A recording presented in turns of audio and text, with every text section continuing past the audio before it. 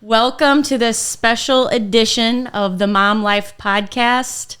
And we have a extra special guest here with us today. I'm going to let her introduce herself to everybody. Okay, my name is Chris Ford. I live here in Highland. What do you want me to say? Famous Chris Ford. She used to be a teacher. Yes, I was just going to say, Mrs. Ford, as my husband continues to call you, as Will continues to call Mrs. Ford his favorite teacher. So she will be familiar to many moms out there who listen in to our podcast weekly. We know you're out there. So welcome, Chris, and thanks for coming on. We invited Chris here today. She completed the transformation program last summer. She joined Pulse in July of 2024 and brought her on here today to share her story. And hopefully many of you can relate to this. I have a feeling that you will. But Chris, I just want to kind of start off with you taking us back to before Pulse was even in your mind. I want you to kind of share your history with health and wellness, dieting, fitness, kind of all the things. Just like let's take a trip down memory lane. Okay. So I was a Weight Watcher member for 20 years, I think. And I rode that roller coaster. It was like a 5-year cycle. I would lose the weight. I'd get to the magic number on the scale. Then I would be done. And so slowly my focus would drop off of nutrition and exercise. And it just was a 5-year cycle that I rode for 4 times. I'd lose the weight, gain it back, lose the weight, gain it back. So in that time, what was your main goal? And when you were a Weight Watchers member, are we allowed to say Weight Watchers? They're like copyright. Okay, I think we're good. Okay, but so like I'll take care of them if they come after us. Yes, okay. But so like when you were like in that cycle of the 5-year, which you've kind of looked back now, you have 20 years of data. Yeah. What was that main focus? The number on the scale. The scale in your bathroom that you would get on every multiple times a day, multiple times a week. And with that being said, where was your mindset then around how did you view nutrition? What did it mean? It meant I had to do whatever I had to do to get that number a little lower. So it restricted my life. So if the number was down on whatever your meeting day was or whatever day you got on the scale, how did that affect your day? Oh, it was a good day and a good week. But if not, it was a bad day and a bad week. So how did that affect everything that you did? How did the scale? If you had a bad week because the scale didn't go right, what does a bad week mean? What did that turn into? Sometimes I'd throw the towel in and be like, well, I'm just, I did everything right that week. The scale didn't respond the way I wanted it to respond. So I just was like, I'll just eat whatever I want and, not focus on my exercise. And so let's talk about exercise then too, because your main form of nutrition was just following the Weight Watcher way and then just living literally week to week of what the scale said. What did movement mean to you then? I took classes at other places. I walked. I always walked, but never consistent. It went with that magic number on the scale. That's what I was just going to ask. Yeah, once I got to that magic number, then, everything kind of... And you would dial back nutrition, you would dial back movement. And so movement really just directly corresponded to like a calorie burn, so to speak. Like whatever movement I do today, that's going to affect how the number on the scale shows up. And then that affects how I make decisions going forward. Right. Is that fair? Yeah. Is that fair? So what did life feel like when you were in that roller coaster? I mean, it felt like a roller coaster, but what did it feel like to you? Like what were daily decisions like? What was time like with your family? What was vacation like? It affected my family and social life because on Friday nights, because most of the time, most of those 20 years I weighed in on Saturday morning. So Friday nights, I would not go out to dinner because I had to have my grilled chicken, my sweet potato, and my green beans for dinner every Friday night so that I could weigh in on Saturday morning. So, and my kids would say things like, Mom, is this restaurant okay for us to go to? Because it had to have a food choice that was okay to me, and I hated that. You hated it, but not enough at that time. Like, it was so ingrained in your mindset and your train of thought. Like, this is just... Because my goal was to get to that number on the scale. The goal was to get to that number. And what happened, though, after Saturday, after you weighed in? Like, what was the rest of the weekend like? Oh, I ate everything. Interesting. So all week was just like white knuckling and Monday through Friday, micromanaging, and then Saturday you'd get to the weigh-in, you'd get whatever feeling it gave you. If it was good or bad, it didn't matter. A bad number didn't cause you to not spiral on the weekend, right? Right. So, I mean, my Saturday and Sunday really, I would save things to eat them on Saturday or Sunday. So before literally 8 minutes ago, we sat down and Chris just said that she didn't feel like her story was going to relate with a lot of people. And to be honest with you, I don't know I'm learning Chris's story as we sit here. And Chris, I promise you, there are millions of people that have are going through that same vicious cycle that you're talking about right now. Like, you're the reason why we've created the program we've created. Like, people we are so sick and tired of watching people do what you did for so long, up and down that there's going to be a ton of people that can relate to everything that you're saying right now. And they're doing it right now as we speak. So, thanks for sharing this, because like I said, I'm learning a ton, and I can already guarantee you there's a lot of people. So I'm excited to hear the rest and where you are now. Yeah. So we're not going to wrap up now. That's not your whole story. No, you're not done. That was our trip down memory lane. I know we could make it longer and very drawn out and really dig into this, but I would just guess that when you think about that time in your life, you don't really look back fondly on it and wish to return to that way of thinking. So, you were window shopping Pulse. As you shared with us, you were kind of window shopping more than one reach out. So when you first heard about us, I'm just curious, where were your, when you heard about what we were doing and not really exactly knowing the process or the program, what were your thoughts about it? Were you like, is this one of those things that I'm going to try and it's not going to work? Were you like, is this going to be just another Weight Watchers? Yeah, that was huge. I wanted to reach out, and I watched all the podcasts and could relate to them. But I was so afraid that, is this going to be another failure? Is this just going to be something else I'm going to try and eventually fail? And not that I would get to that magic number, but it was the spiraling afterwards that the whole thing was a failure. Yeah. So I'm like, I wanted to find something that was that I wouldn't be done with. Okay. Never reached an end. Okay. So we sat down, we met, even though you knew you wanted something different. The very first thing that you wrote down, when we started digging into why this was important to you, do you remember what the number one thing on the top of your list was? Lose weight. Was to lose weight. And then slowly after that, you'll have to help me refresh my memory, but just improving health markers. Your mother passed away from Alzheimer's. So just more focusing on the fact that you wanted to keep your health in a place where you could hopefully avoid those things, do the right things to avoid potential health things. And so I was getting used to a new life. Yeah, a new routine. And I knew, with my mom, when I had gone through that journey with her, the doctors always said she needs to be strength training. So I knew that was something that I wasn't doing consistently that I wanted to add in, and I knew I needed help with that. Okay.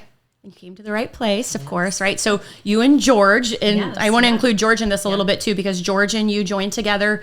And that's huge. That was huge for him and I to be. It was huge. You guys joined together. You work out together. You're one of the few couples in the gym who we could team up and you might actually work together and not argue. You're a successful gym couple. They are a successful You're the gym anomaly. couple. Yes. Yes. And they're very happy you guys do things together. But we'll get to that part. So you and George joined the gym. You and I start working together. I want you to, what were your immediate thoughts when we sat down and we got started and you finally were like, okay, this is what I'm going to be working on. What were your initial thoughts? As far as Just like, this is the process. This is like, we kind of mapped out what things were going to look like for you and started digging into some of the deeper meanings behind what you were after. What were your initial thoughts like? Oh, I don't know if this is. well, at first I was concerned because I was worried like that the losing weight part wasn't the most important, to you to help with me. And so that worried me a little. Like, I don't know if she understands what I want. I really want to lose weight. And this is exactly what I wanted you to say. I wanted you to say exactly that, because anybody who comes in to work with us, and Jeff has this experience too, what is the first thing that most people want? Yeah, a lot of times the weight loss is the first thing at the top of somebody's list. And, we navigate those waters because we actually know that that's not true. Like, I know that I firmly believe weight loss is not anybody's number one goal, even though they think it might be. And weight loss can be tied to bigger goals. It definitely can be. But at the same time, if the only focus would have been on weight loss, if I would have sat down with you and said, eat this, track every morsel, there's a good chance you probably would have lost weight and we could have just focused on that. But I have a feeling today we wouldn't be sitting here getting ready to talk about all the other awesome things that happened as far as using the word transformation, the internal transformation, going from somebody who, how often were you weighing yourself?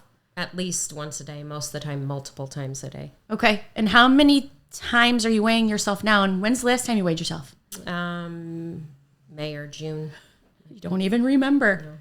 So going from somebody who was so solely focused on that, obviously there were some steps in the middle there. So when you think about where your goals are at now and what you're working on, what are those? Like, share these with everyone listening. Like, what is your focus? Not the scale. Well, yeah, not the scale. Yay. Yeah. But something took the place of that, right? You didn't just willpower yourself into saying, like, I'm not going to weigh anymore and I don't care about my weight, because that wasn't it at all. But where is the focus at now? Like, what are my goals moving forward? Yeah. Well, what did you work on over the past year? Like, what are some of the things that you've done over the past year that had nothing to do? Yeah, that have nothing to do with the scale. Let's start in the gym. Well, I consistently work out 3 times a week. And have your weights gotten heavier since you started? Oh, yeah. And have you surprised yourself at things that you are doing that maybe you might have had a limiting belief on before? Like, I didn't know that I could do that. Yes, they were dreams before, and now I'm accomplishing those. Okay. Where are some other things? You and George have gone on some adventures. Yep. So this past year, we've walked a half marathon. Mm-hmm. I completed the Manitou Incline. Yes. We went hiking in Utah and other places. Everywhere we go now, I look for places that we can complete different hikes. I completed a mud run. Ooh, I don't like those. Yes, good for you. They're awesome. Next time, invite me. But I think that was a girls only. Yeah. Yeah, she is. So don't invite me to that one. Yeah. But I you like wigs. We can get you a wig. That was something I probably would have not said yes to. But this year I just felt like it's the year of yes. I wasn't going to say no to any challenge that, came up. So. What was so important about saying yes to that one? Well, my daughter asked me to do it. So isn't that good to be able to do stuff with family? Yeah. And she did the Manitou Incline with us as well. So would you say that is become more of the focus, is what you do with your family, is what is ultimately your big dream. Like, this is all these things I want to do. It seems like, well, obviously you want to do them with George. It seems like your daughter's well involved. I assume grandkids are probably becoming involved in all these aspirations that you have, opposed to staring at a number on a scale. Right. Which are way cooler dreams to me than a specific number that nobody knows about or cares about outside of you. And it's a complete mindset, because before I came to Pulse, it would be like, oh, that, in my mind, I would think that'd be really cool to do. But Pulse gave me the confidence and the courage to set those goals and know that I can work, because the Manitou Incline, we trained for a year for that. Yeah, like a true teacher, Chris loves a good lesson plan. Yes, I do. So what is the Manitou? I would assume a lot of people don't know what that is. So what is the Manitou Incline? So it's 2,768 steps.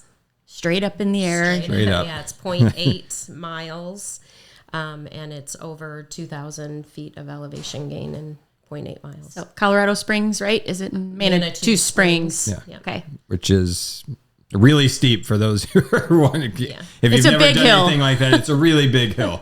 It's a real, like It's, nowhere in around here can you get there. Equivalent to 18 times up Cahokia Mountains. Yeah. So. But probably a lot prettier Yeah.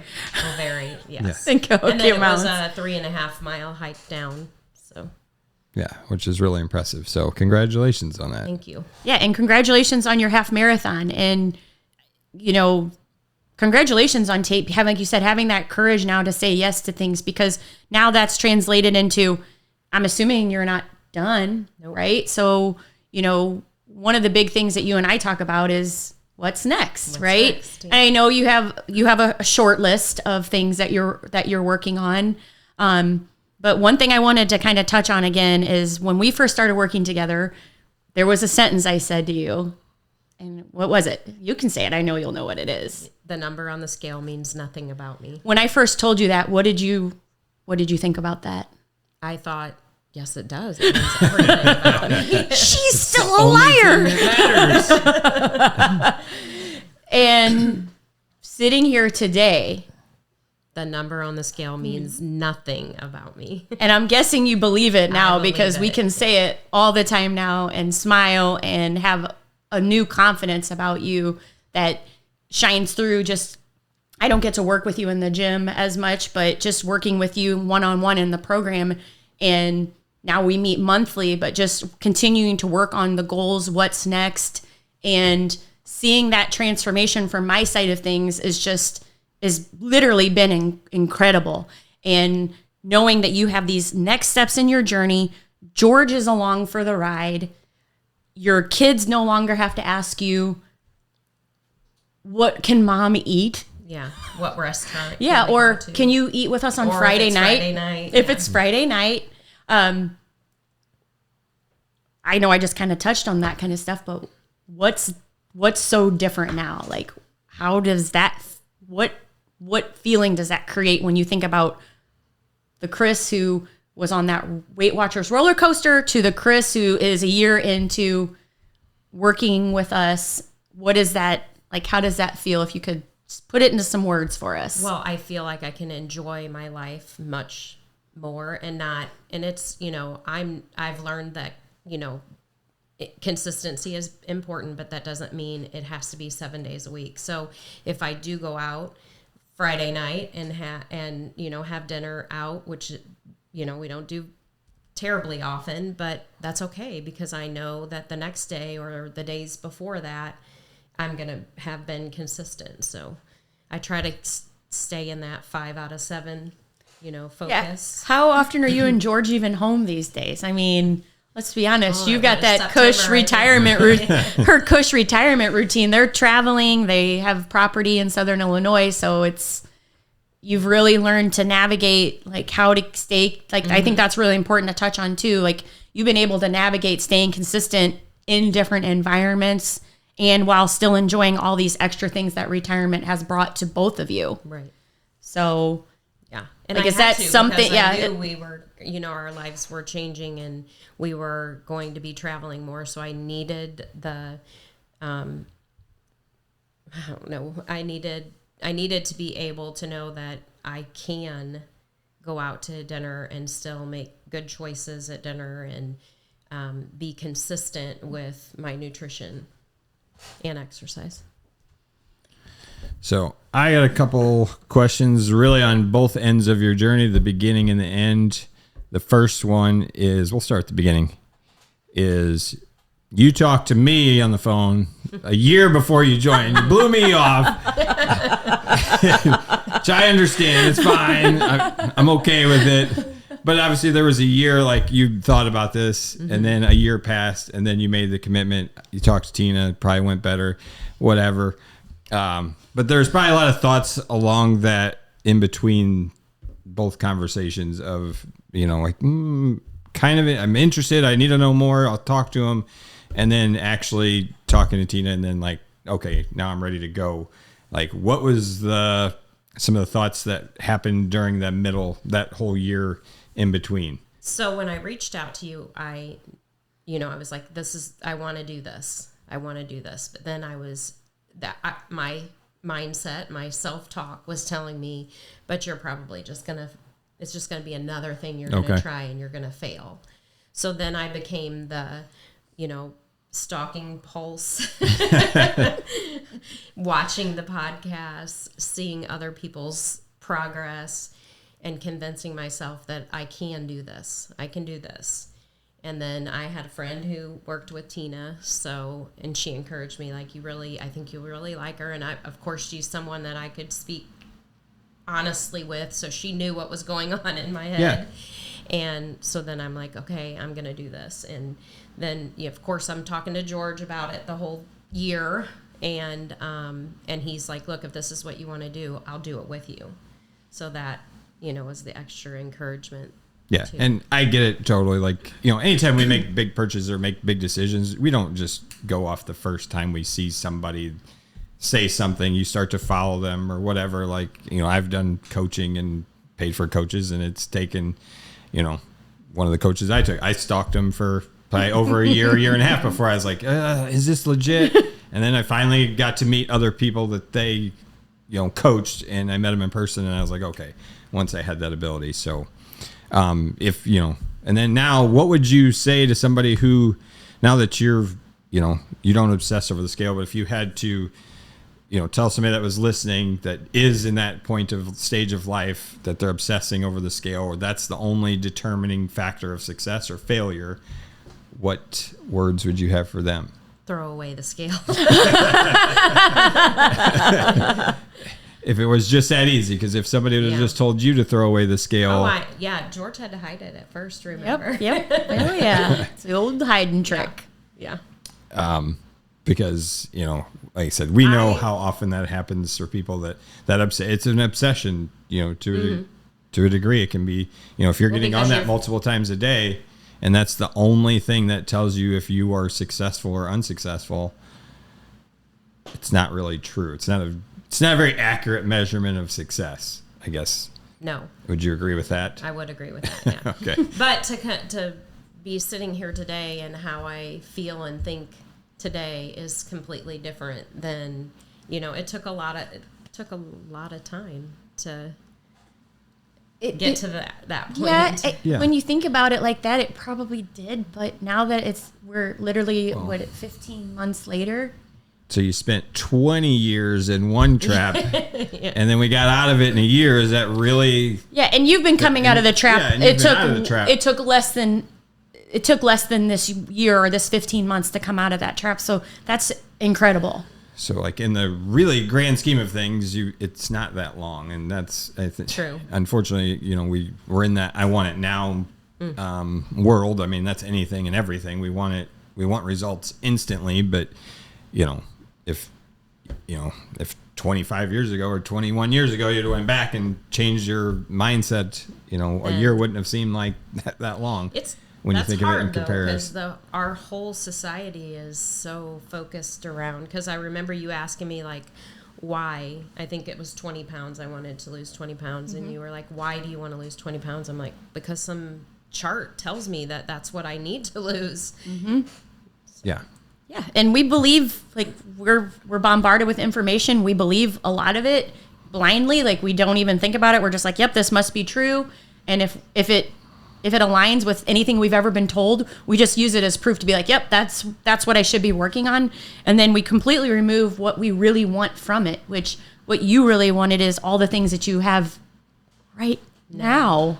And so that's really awesome to think about. And for you, there's no ending point to this journey. I think you said that. We either said it before, but not done. Just what's next. Yeah. What's next? And you're a yes mom and a yes grandma. Yep. Yeah. When they come asking, which is a really empowering, hopefully a very powerful feeling for you, is to know that whenever your kids or grandkids come asking you to go do something, you get to say yes. Yep. I don't have to get ready for it. I have to train for it. It's just, let's go do it. Yeah, or saying no out of fear that you might not be able to keep up with something. Like they're going to have to keep up with you. That's right. So, which, like Jeff said, that's a powerful feeling and one that makes it easy to keep being consistent and putting in the effort and doing the work day after day that at this point, I'm assuming doesn't feel all that much work. It just is who you are. Yep. Bingo. So, well, congratulations. Yes. Thank you, Chris, for sharing your story. I know there are going to be a lot of moms and grandmas out there too listening who you're going to inspire. And so thank you for sharing. Thank you. All right. Perfect.